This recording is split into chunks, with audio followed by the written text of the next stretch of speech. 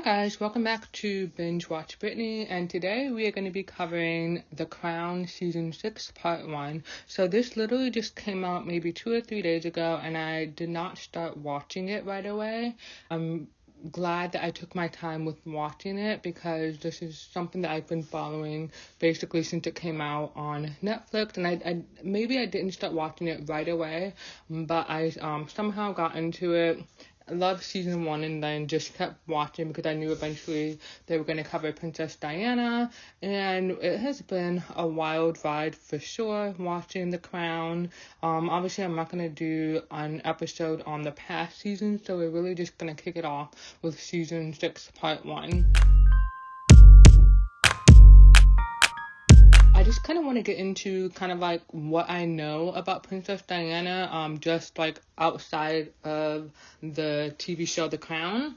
So when Diana died, which was August 31st, 1997, I was about 8 or 9 years old, and so I remember just seeing all of the news coverage of her, like on the news, and then all of these magazines at the supermarket. You cannot go anywhere without seeing her face, and so she was just heavily covered prior to her death, and then especially once the news broke that she died. And so for me, it just speaks to the power of Princess Diana because everyone knows about her. She is, or she was at that time, the most famous royal. I think she might even still be the most famous person from that family. And so the fact that you have the show The Crown just talking about the royal family, and then everyone is just waiting for the moment when they start covering Princess Diana. And so I think they've done a really good job of speaking to the presence that Princess Diana had on the royal family, on everyone else. And so it's been really amazing watching these last 2 seasons. And so yeah, let's just go ahead and get into what we learned in part 1 of season 6. So I'm not going to be doing a recap of everything that happened in part 1 of season 6. I'm just really going to focus on the high level things that really stuck out to me. And so one of the things I want to cover is that we have Charles and Camilla. They have been dating for a while. Obviously, they knew each other from when they were younger. They kind of like didn't work out as a match just because of their different family statuses and then all of that stuff. And so we now have them together kind of like officially. I think at this point Princess Diana and Prince Charles have been divorced for 1 year, and so Charles is really trying to integrate Camilla better into the public, into society, and really change how she is perceived because she is considered the person who ruined their marriage. She is the other woman, the third party, and so she isn't a fan favorite. And so you really see this struggle with Prince Charles as far as trying to improve Camilla's image in the newspapers and stuff like that. But then you also have Diana, who is continuing to attract attention and just getting kind of like positive headlines no matter what she does. And so we do see this point of frustration with Charles, and one of the things that he thinks would help is that he's having a 50th birthday party for Camilla, and he wants his mother to attend as his mother, as the queen, and kind of give her like official approval of the relationship. And so I found this really annoying, and I have a greater appreciation for how he handled this and the Princess Diana situation with their funeral later on, which I will get to. But it annoyed me how much he was trying to advocate for getting Camilla seen as his wife, properly recognized, and all of that stuff. And so we see that he sent out invitations to the royal family. He did it 2 weeks in advance. They hadn't responded, and so he personally goes to his mother, confirms that she got the invitation, and then confirms that she's coming, or if she's not, whatever. And so his mother already has plans. She's not planning to go, and he's trying to get her to change her plan. And she's like, why would I do that? And so she's making it clear that she isn't going to give approval as the queen for what's going on, especially with divorce being taboo for the royal family and things like that. And so he is really trying to push and get her to change her mind. He realizes that this is not happening, and he kind of is forced to back off. And so they have the party, and Princess Margaret ends up calling Queen Elizabeth, and she tells her that Prince Charles has never looked happier, and it's kind of like planting the seed of doubt in Queen Elizabeth's mind as far as if she did the right thing or not, as far as not attending the party and not like showing her support for her son and stuff like that. So she does end up calling him later on to just kind of like see how the party went and kind of like just acknowledge that she's happy, that he's happy, that sort of thing. And so I thought that was interesting because obviously with everything that happens with Princess Diana, we're not really going to see him like pushing Camilla on the public and on the people. And so I thought that was good that they did show that at the beginning of this part 1's of season 6, just because we know that is something that was a huge issue in real life, and then it's going to be completely overshadowed by Princess Diana dying, and it's going to take a while for the public to get over this and actually give approval to Princess Diana. And then obviously with this show coming out and people having to relive Princess Diana's death again, obviously it's just going to make people not like Prince Charles and Camilla even more. And so they really have a rough go of it. And so anyway, I'm just going to go ahead and move on to my next point. We have this moment where Princess Diana, she wants to get out of the country because of the birthday party that's going on. She doesn't want to be around the celebrations for Camilla.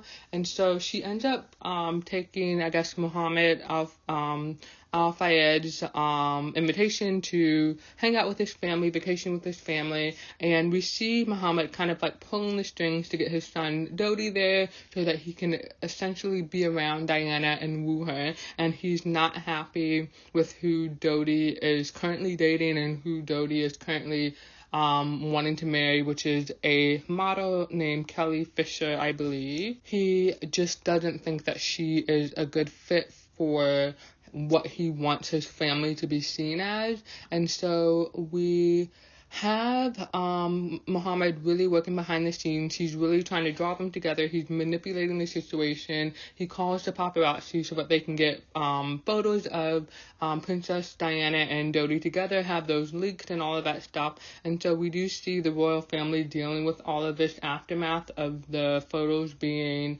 published in the papers and things like that. And so the other thing that's really cool about this moment is we're really seeing kind of like the birth of the money shot for paparazzi. Obviously in our current society and timeline of things, there isn't really a money shot in the sense of getting this one valuable shot of someone and making a bunch of money off of it, because people post their own photos on Instagram. So it's not, the photographs are more accessible in today's culture. So you're not really going to have those same that same impact or that same level of impact that you would have had back then when a paparazzi got the perfect picture of something to sell to the magazine and make a lot of money off of it. And so this is, for me, is where we really see the paparazzi really understanding the value of getting the perfect Photoshop and having the ability to sell that to newspapers. And obviously we see that in America. That was really a huge thing with Britney Spears and how she was treated by the paparazzi. And so you kind of see that kind of beginning with Princess Diana, and then you kind of see it happening over here in America and how that's affected someone like Britney Spears. And obviously paparazzi still exists, they're still around, but I think the impact isn't in its heyday like it was back then in the late 90s and the early 2000s. The other thing that I kind of want to touch on that's really kind of ironic about this whole situation with Dodi and Princess Diana is you really have Princess Diana talking about how she hated that there was a third person in her relationship, but then you kind of have Princess Diana being the third person in Dodi and Kelly's relationship. And obviously she she wasn't like throwing herself at Dodi. I think really initially she was just being friendly with him, and she was just bonding with the other adult who was there, if that makes sense. And so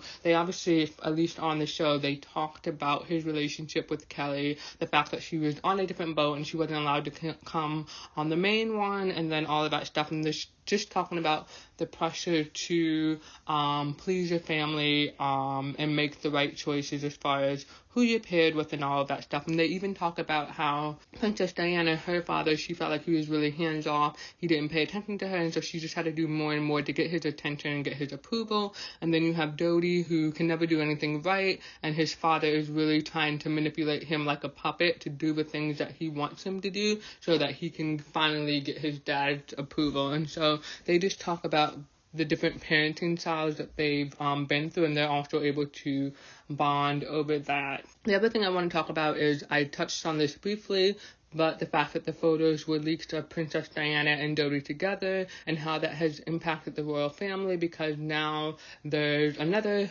headline about Princess Diana and something that she's doing quote-unquote wrong, and had a negative impact on the family, because we see how this is kind of like affecting her sons as well, because, you know, they are at an age where they have classmates who can really understand what they're reading in the papers. It's not just adults telling them and then them just repeating it. Their friends actually understand what's going on, and so they're getting kind of, you know, teased for it, bullied for it, whatever. And so we really just see how this relationship that Diana is forming with Dodi is being presented in the media, and then how it's impacting everyone, because there are obviously racial implications in Diana dealing with Dodi, as far as Dodi being Egyptian. Obviously he's not a pale-skinned white person from Britain, so his ethnicity, his culture is completely different. And so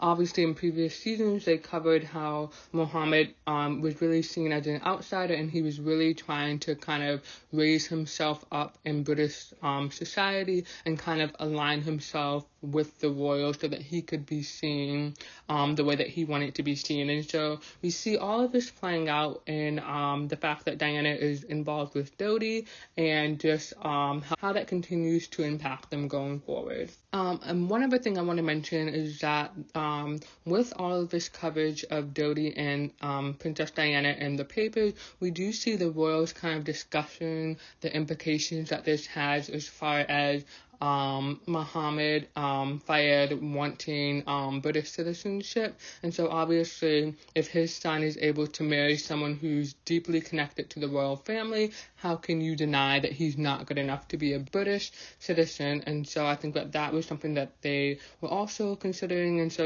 so it's just really interesting to see how this one relationship has major implications on everything else that the royal family is connected to. One other thing that I thought was kind of interesting was how they talked about Princess Diana, traveling to see a psychic. She apparently traveled, I think it was either 1,600 miles or something like that, flew by helicopter, whatever, to get to this psychic to kind of like figure out what Dodi's future looks like or something like that.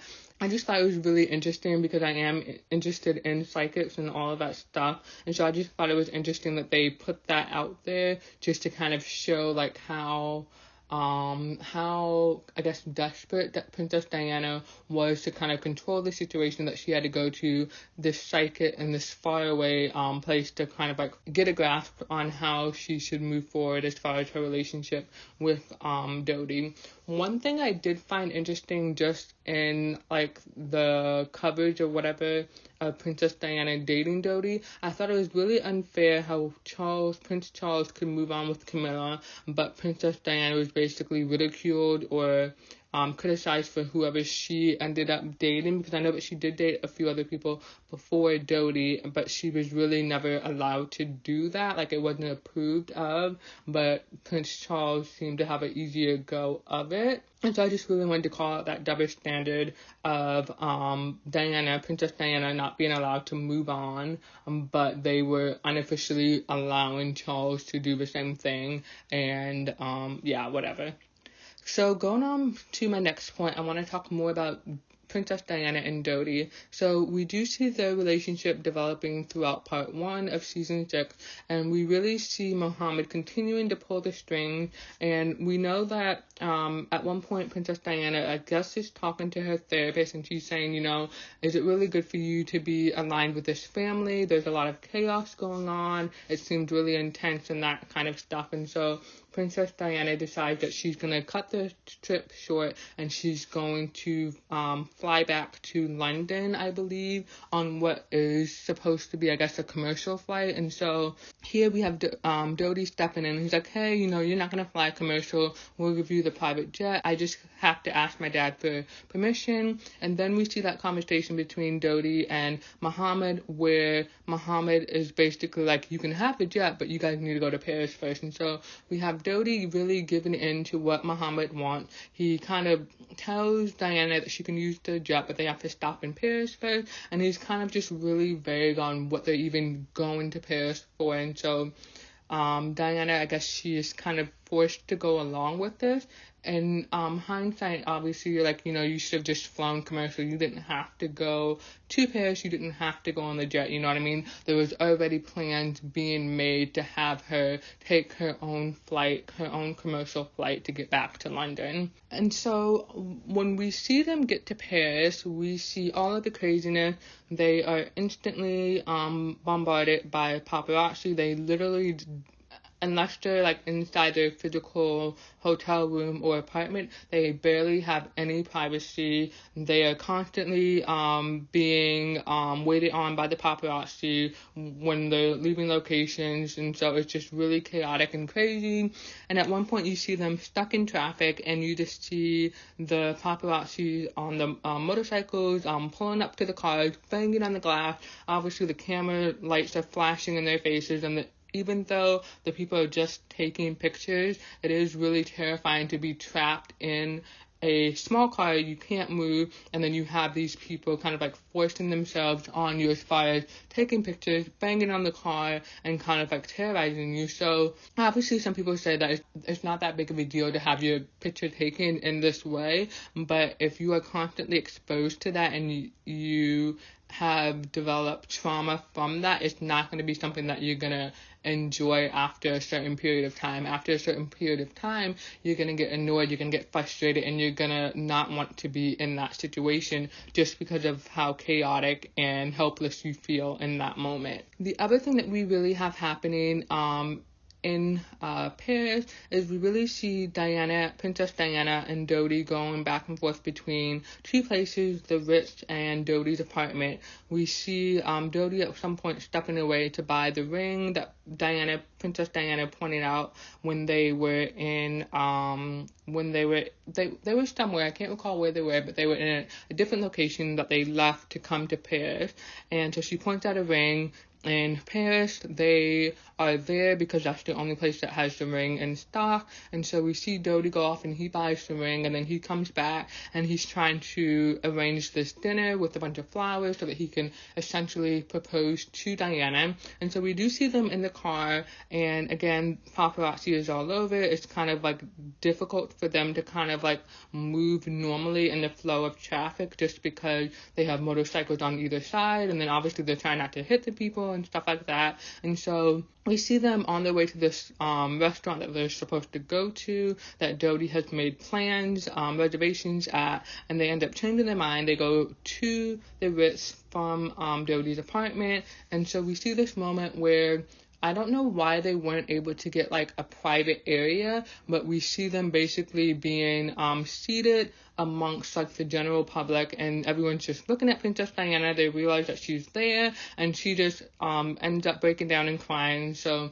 Dodi steps in and says, hey, we're gonna eat upstairs, just bring the food up. And so obviously I'm really glad that he did that in that moment, because we do see very few moments where, even though Muhammad is manipulating Dodi to place Diana in certain situations, we do see him kind of step up and try to fix the situation and make things better for Princess Diana. And that was one moment where I feel like he did that, because he could have easily just like forced them to like sit there and eat amongst people while she's having like this breakdown and just really deeply unhappy, because she never wanted to go to Paris. She had wanted to go to London so that she could basically have her time with her boys when they came back from being with Prince Charles. So we really just see how like miserable Paris is for Princess Diana, because when she first got there, they were supposed to go straight to Dodi's apartment, but Mohammed forced basically his drivers to take Princess Diana and Dodi to this house that the city of Paris gave him.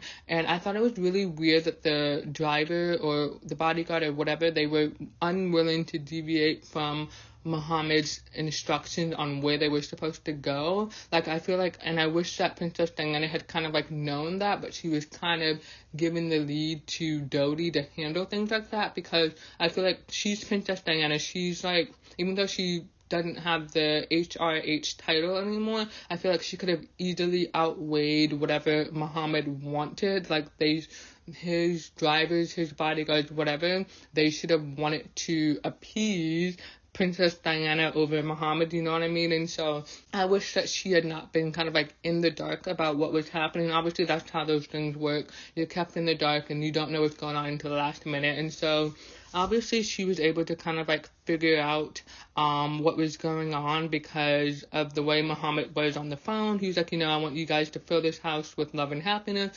Obviously, he wants them to have children and stuff like that, which only just enhances his social status because his family is connected to the royal family through Diana. And so obviously she picks up on that very quickly, that he's kind of manipulating things to get them a certain way. And then we see this moment where while Princess Diana is in Paris, she's supposed to have a phone call with her sons, and she ends up missing them basically because of all of the stuff that Muhammad and Dodi are putting her through. And so she finally gets on the phone with her boys, and we see that Harry is supposed to ask her a question, but he chickens out, and so William ends up asking the question, and they're really just trying to figure out if she's planning to marry Dodi, because that's what they're seeing in the papers. And I think that's when Diana's really finally starting to understand what the Fayed family is doing, because I don't know why for her to have heard about what the papers were saying about her and Dodi as far as marriage,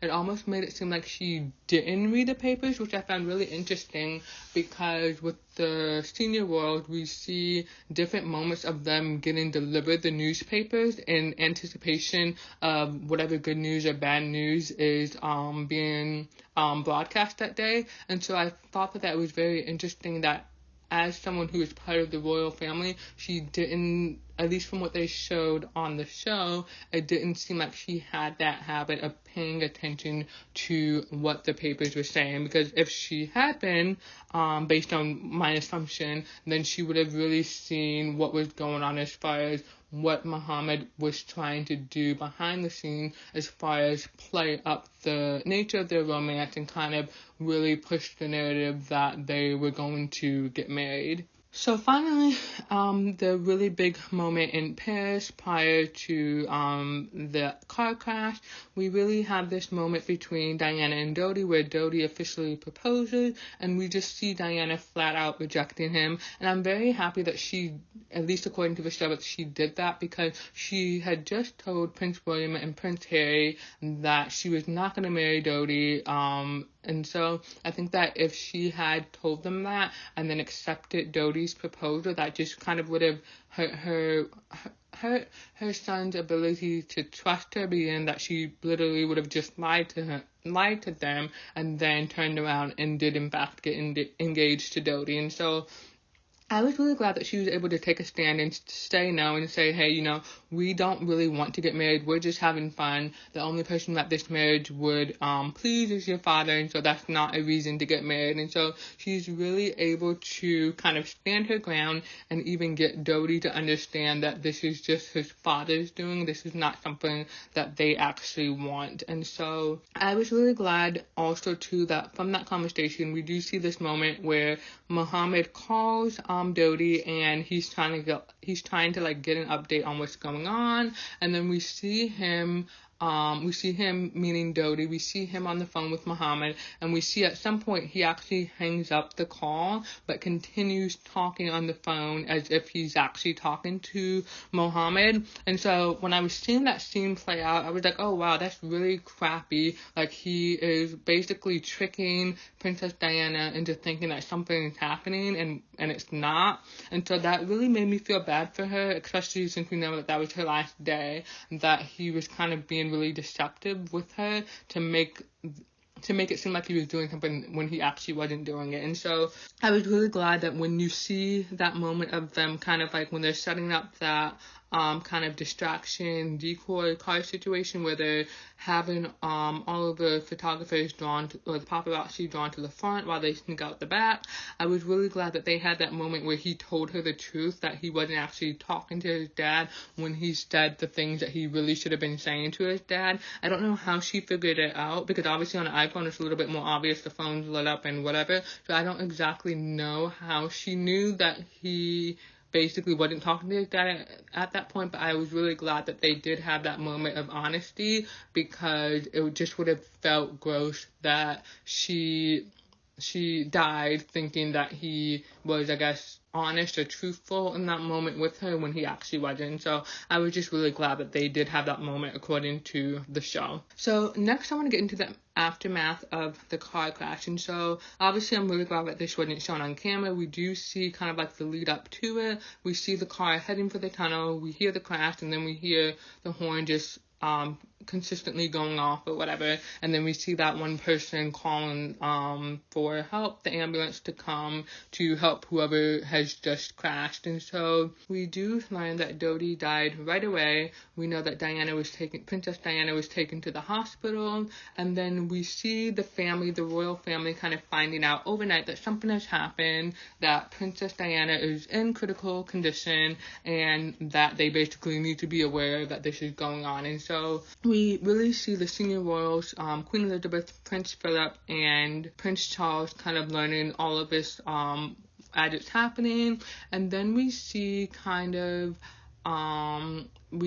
this flip to Muhammad and his grieving process. We see him going to the scene of the accident. We see him, identifying his son's body, having his moment of grief, and then we see him talking to like his secretary or something like that, and they're talking about the effects of Princess Diana that were at Dodie's apartment. So like the gifts that she had for her kid, the poem on a plaque that Dodie had given Princess Diana. And so we see Muhammad continuing this narrative that, they were going to be engaged, this was a love for the ages and stuff like that. And so obviously we know that that's not true. We know that he was never told the truth about the nature of Dodie and Princess Diana's relationship, as far as the fact that they were not willing to get engaged. They had come to an agreement that they would not get engaged and that they were just having fun. And so I personally did not like that he was continuing that narrative even after something horrific had happened, because this was not a love for the ages. This was something that you were manipulating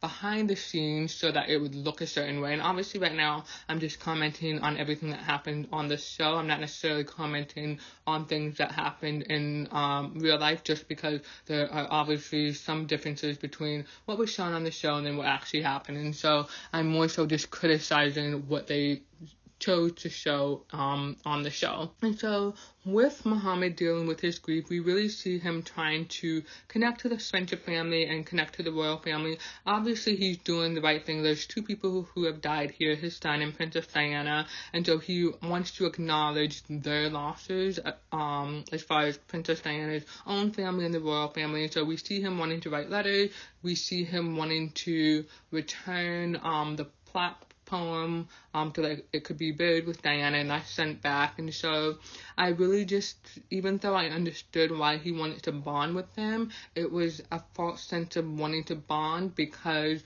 the families weren't that intertwined the way that he wants to believe. They were really it just wasn't appropriate for them as three different families to come together and grieve just because the relationship wasn't like that. It was a casual relationship. At most, they just needed to acknowledge that Muhammad lost his son, but they didn't need to like develop this intense, strong friendship or whatever over this incident. And one thing that I do want to acknowledge that was really sad was when we do see Muhammad having this moment where he actually gets to interact with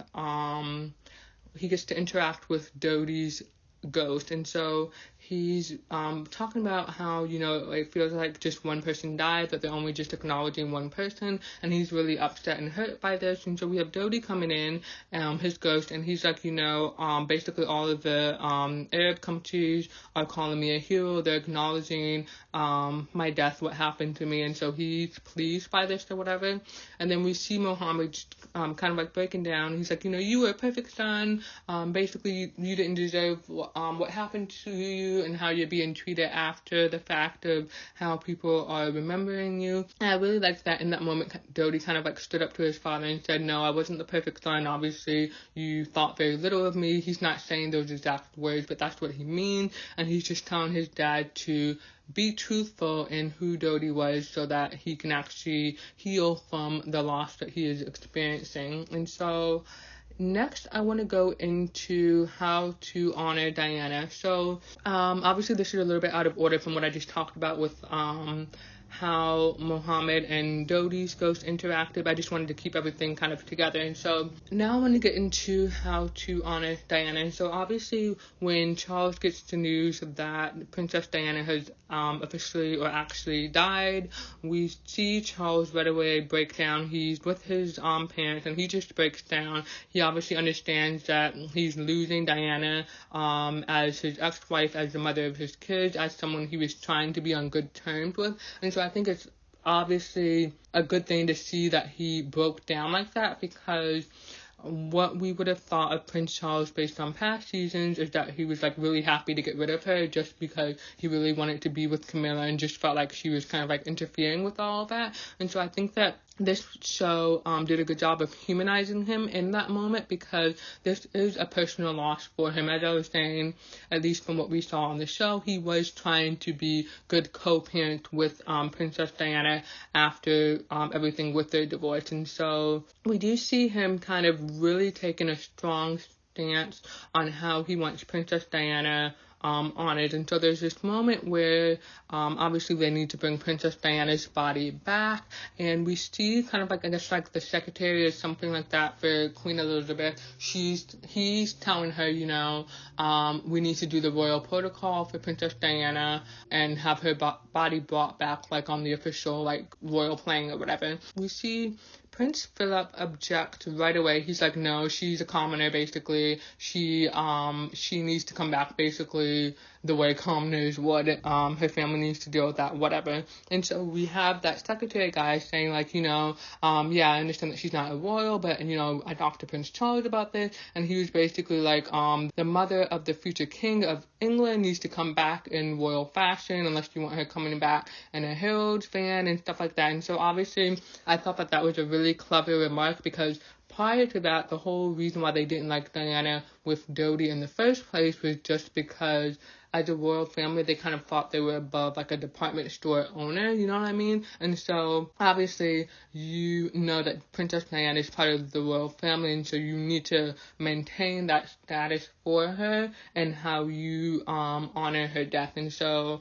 I'm glad that they gave into that, because it should have been a no-brainer that she needed to come back on the royal plane in a royal capacity, because for everyone in the public, she was still a royal, even if officially she was not titled as your Royal Highness or whatever. One thing that so earlier I talked about how Prince Charles is really pushing as far as getting Queen Elizabeth to come to his birthday party for Camilla. One thing I really want to point out is that I really appreciated in this moment of Diana's passing, how hard and how fiercely Prince Charles advocated for Princess Diana, because he really wanted everything done the best that it could be done in order to fully honor Princess Diana. And so what I really hated about this moment of him doing that is you have Prince Charles kind of going at him and telling him, hey, you were the cause of all of her unhappiness. You were the one who wanted to divorce her. You were the one who made her divorce from this family, and now here you are trying to reintegrate her and make her a royal again, when the fact that she's not a royal is your fault. And so obviously those were valid points, but I think that they had nothing to do with the fact that Princess Diana deserved to be honored as a royal, and that her funeral or her memorial services needed to be of a certain status. And so I really like that Prince Charles was clear from the get-go, I failed her in life, I'm not going to fail her in death. She's going to be honored the way that she properly deserves to be honored. And so one of the things that really annoyed me in part 1 of season 6 is really seeing Prince Charles. Obviously Queen Elizabeth, as a woman, she doesn't want to be seen as just overly emotional woman who's in power and who can't be trusted to make decisions because she's too emotional. And so she just went the opposite end of the spectrum, where she's just kind of not even emotional at all. She's very cold and distant, and Prince Charles describes her this way. And so it really just annoyed me how Prince Philip kind of reinforced that and the things that he was advising / telling her to do, because you could just see some moments where she was kind of questioning how she was reacting to certain things, and he was just no, you're doing the right thing, this is how we do it by the book, and blah blah blah. Obviously as a man he can react that way, and then if a man reacted that way, you would have the woman coming in and saying, hey, no, this is how we need to do it, this is the right thing to do, we're not doing it however you want to do. And so you don't really have that balance in this particular relationship between Queen Elizabeth and Prince Philip, because you have both people basically kind of forcing the situation to be kind of as emotionless as possible. So the other thing I want to talk about is that I really love the scene where we have Prince Charles going to Paris to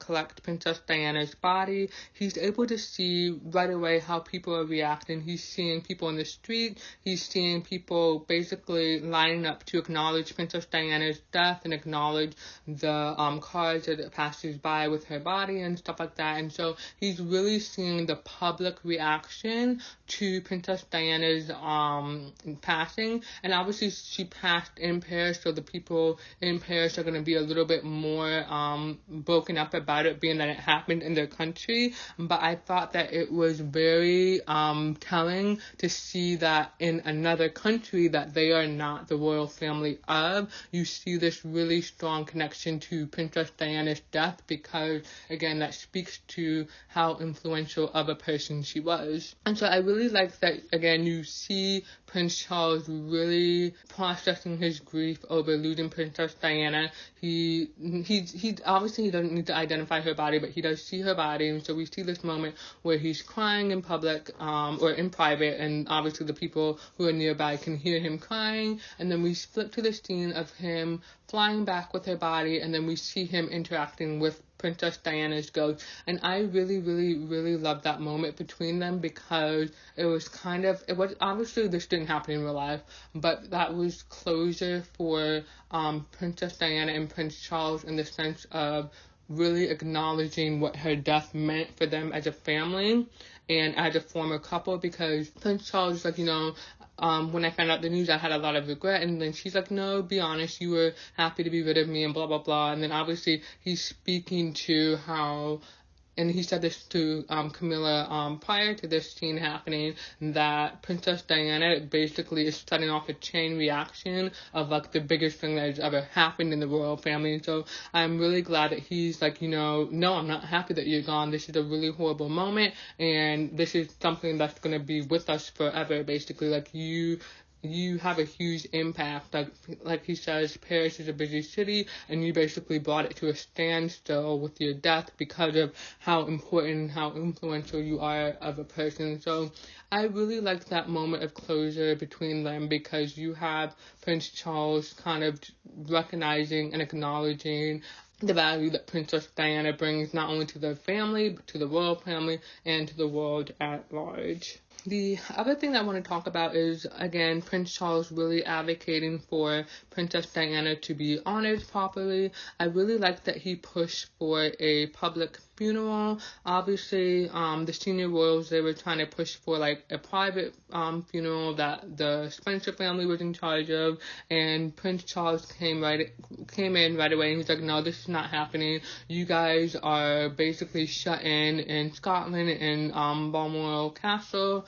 If I didn't say that correctly, I apologize, but you guys are basically shut in here, only worried about this family. You guys are missing what is happening outside of this castle and how the people are reacting. Like, this is not something that's just gonna take a day or two for people to get over. Like, this is a really huge thing, and as queen, you need to like step in and mother the people and really show the people that we're all feeling this loss and that we're going to get through it together, and all of that stuff that you would do in a moment of great loss. And so the other thing that he points out is that Prince William needs to learn this responsibility of basically, I kind of didn't really get what he was saying about Prince William. Like, obviously he's going to be the future king, and he needs to kind of like show up, I guess, for his people in a moment of loss like this. So I guess that's kind of what he was saying. And so he was saying that, you know, as a royal family, we can't be shut away. We can't be private when we want to and public when we want to.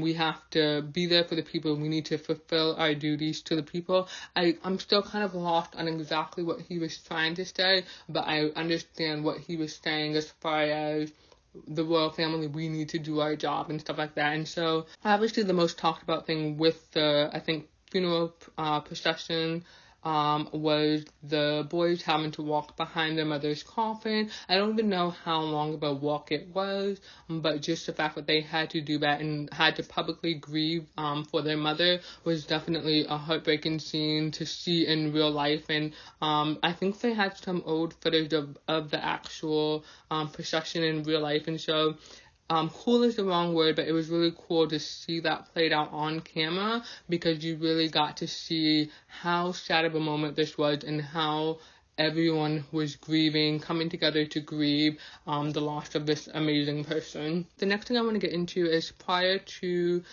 Princess Diana's funeral procession, or at least the snapshots that we saw of it, we do see Prince Charles coming to Queen Elizabeth, and he's really kind of scolding her at this point and saying, you completely misjudged how everyone's reacting. Everyone's saying that we should be in London. They should have heard from the royal family by now what's going on. This isn't acceptable. You need to step up, be a mother to the nation, and acknowledge all of the things that Princess Diana was. And so he's not able to get through to his mother, and so you see him leave, and then you see Queen Elizabeth and Princess Diana's ghost interacting. And so I really love this moment, because I felt like this was such a powerful moment, because you have Queen Elizabeth saying, hey, you know, you got what you wanted, you made a spectacle, you kind of you put us in the center of attention again, whatever. And so you really have Princess Diana saying, you know, I never wanted to do this to this family. I just wanted to be myself. I just wanted to love people the way that I know how, blah, blah, blah. And then you had Queen Elizabeth say something about, like, the way that people were reacting. They called it kind of like a mass hysteria. They were equating it to a revolution, and she said this to Princess Diana, and then she was just Princess Diana was pointing out, you know, you made an enemy of me, not of me personally, but of the things that I stand for, and that's why you see it kind of like as a revolution, when in reality, it's just people coming together because they understand and they relate to what I stood for. And I really love the point that she made about how for so long, obviously, Queen Elizabeth was in power and she was telling everyone what it meant to be British. And so now here's a chance for her to learn from how the public is reacting to Princess Diana's death. It's a moment for her to learn what it means to be British and to kind of like rally together and basically participate with the nation in acknowledging Princess Diana's death. And so the last thing I want to talk about is that I was really glad that we did see Queen Elizabeth come back to London. I love that moment where she is going to bed and she tells her husband, we're going to London in the morning. He's like, what? And she's like, you heard me. I really love that because as I was talking about before, we had moments where she was kind of like expressing doubt about something, and then he would just be like, no, this is the right thing to do. And so he was kind of like taking the emotionless approach to how to do things, and we kind of saw her kind of struggling with whether or not she was doing the right thing. And I really liked in that moment she was being the queen that she was, like, I have the final say, I'm the queen, and she was kind of like telling him how it was gonna go. And so I really liked that. Obviously that's what she should be doing as a queen. And so then we get to see her actual speech, and I don't think I actually heard her speech in real life, and I do want to go find the footage of it, but I'm glad that she took the time to, one, make the speech, and then properly honor and recognize Princess Diana for who she was, the impact that she had on the royal family, the fact that she is still part of the royal family. And so, yeah, we obviously ended part 1, I think, with the funeral procession. I'm not quite sure, but that's all we got so far in part 1. And so to wrap up this video, I really enjoyed part 1. I thought we covered a lot of good things. It was really good to see kind of like the ins and out and the details of different moments that were happening leading up to Princess Diana. Obviously, this is kind of like a fictionalized telling of everything that happened, and so it may not be 100% accurate, but I did love that we got to see those smaller moments kind of like leading up to the car crash and all of that. And I'm actually really excited for part 2. I don't know what's going to be covered in it.